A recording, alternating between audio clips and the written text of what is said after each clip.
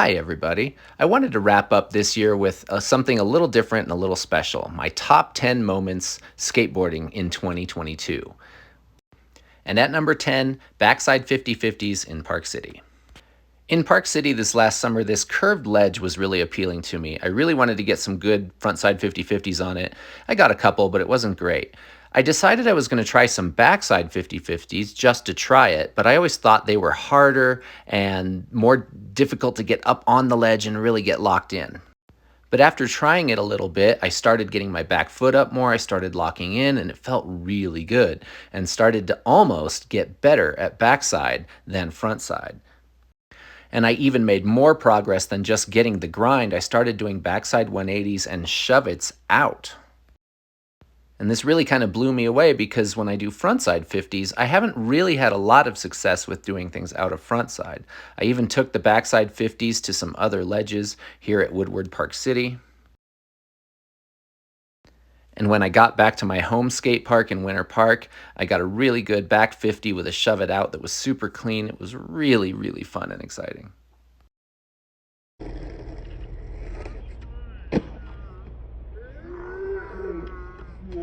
Number 9, frontside 50/50 on a rail.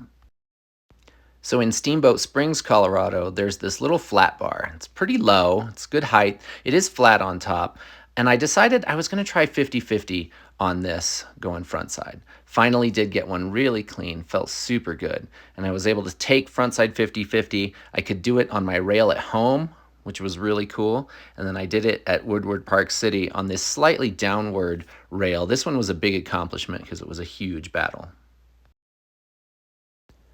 Number 8, nose manuals. I think it was in late January or early February that I even started nose manuals at all, just trying to keep my balance on the opposite side on the nose.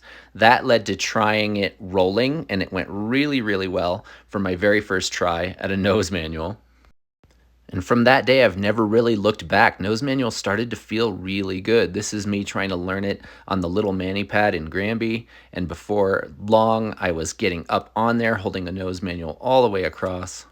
Shortly after, I started getting a trick out of a nose manual, the first trick out of any manual that I've ever done. And then here, one of the longest nose manuals I've ever done. Hopefully one of these days, I'll get an even better one. Number 7, heel flips. I've always been a person that prefers heel flips over kick flips. They're just more natural and easier for me. But this year, I was able to really improve them a lot. I'm able to take them up a mani pad like here at Woodward Copper, up the mani pad that I skate a lot in Granby, and I was really impressed with myself that I'm able to heel flip well enough to be able to use it in different places. It also inspired me to make my first tutorial ever about heel flips and how I do them, and I'm really happy that I was able to make that. Number 6, backside crooked grind. This one is pretty weird because I've only ever done this one backside crook ever. I've tried a couple other times and never really locked into it. Other times I've just not really spent the time to go back to it. And I don't know why. It's a great grind and I'd love to get better at it. But I am really glad that I did get one good one the day that I was really grinding on it and wanted to get it. And I think this is one of the most shocking tricks I've ever experienced. I really had no idea that I would have any chance of landing it on this day. But by some magic, I got one. I couldn't be happier about it. Like I said, I do want to go back to it and someday get this trick a little bit more consistent. Well, a lot more consistent. Number 5, switch flips. Recently, I invested a fair amount of time in trying to get a switch kickflip. I've only ever done it from stationary, haven't done it rolling yet, but this is still such a huge accomplishment. Only through this year have I ever even tried anything switch at all, and a few switch tricks are starting to come a little bit more natural, but switch is still super awkward. But I never ever imagined that I would be doing a switch kickflip at any point. And at the end of November, I got a couple of them at the end of this session. They're still a little bit sloppy, but I'm going to count it because it feels really good to have pulled this one off. And then after I got that, I put a little bit of time into switch heel, which by magic, again, came a lot more easily. It didn't take very many tries for a switch heel to actually happen. Number 4, skating with Jason Park. When my family had a trip to Hawaii back in April of this last year, Jason Park was coming to the same area that I was at. We were on the Big Island, and he put out that he was going to be there and that he would do a little meetup. And so I went and I got to actually meet Jason, skate with Jason. Here I am in Jason Park's video doing a couple of tricks. I can't believe that I got to do that. That's really cool.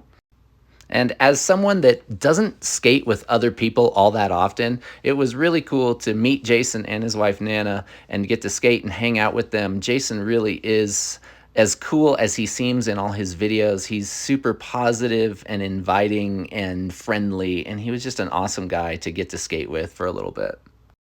And this was my first time seeing someone in real life skate that I watch a lot on YouTube, and it was awesome to be there in person, see it in real life, and really kind of experience some really good skating. Number 3, the Treflip. In the summer of this last year, I put a bunch of time into trying to learn and land a Treflip. This was another long-term goal. It took a lot of tries. There was a lot of falls. It really took a toll on my knees from time to time, but I never got hurt or anything. It was a trick that I would try every couple of days or so because it was really hard on my body. It wasn't something I could bang out tries every day over and over again. I had to rest up after a day of trying these. But finally, after all of that time, I finally did land a Treflip at the age of 44. And I didn't just land it once, I did manage to get 2 to make it true. Number 2, skateboarding in Hawaii. Skateboarding in Hawaii was a lot of fun. I would love to, in the future, be able to travel more, take my skateboard with me, and explore more places while using a skateboard. As I said earlier, it was the reason I got to skate with Jason Park. I also got to skate in a lot of new places that I really enjoyed, and I had a lot of firsts. There was this rail, a lot of tries on this one to get all the way through it. And overall, I had a lot of successes. This skate park here is called Roots up on the north part of the Big Island. It's one of the best skate parks I've ever been to. It has things that I just love to skate, like that rail and a ledge and the banks, and everything there is just so perfect. And I also improved a lot of tricks, put manuals in new places that I've never done them before, like up and over this bank here, and then up and over the bank at Roots. Did some tricks on banks that I hadn't done a whole lot, backside 180 there on this bank, and frontside 180 up and out onto the top of the bank there. It was just overall a really great experience to get to take the skateboard somewhere else, try some new things and new places, and I really hope that I'll get to do that again one of these days. And number 1, my first kickflip. On January 4th of this last year, after 3 months of really dedicated practice, I landed my very first kickflip. Never have I tried so hard at a single trick over such a long period of time and put in so much work just to get one landing. But then from there, I've continued to work on it. And that's why it's in the number 1 slot, is because the kickflip is a weird trick for me. It's still really difficult. It's hard for me to get a good one and to get them rolling and to get better at them. I've had times where I kind of lose them. I forget how to kickflip, and then I have to come back a few days later and I can work on the mechanics and get it back. It's a strange trick. But I think that's why it's my number 1 moment, because it is something that I struggle with, but I keep persisting at so that I can keep doing it and slowly keep improving. And that's kind of my skateboarding in a nutshell. Just keep trying, keep improving little bits at a time, and eventually you can get there. And so as always, thanks for watching. Thanks for hanging out with me this year and coming with me on this skate journey to a lot of new things and new experiences. And I can't wait to see what we do next year.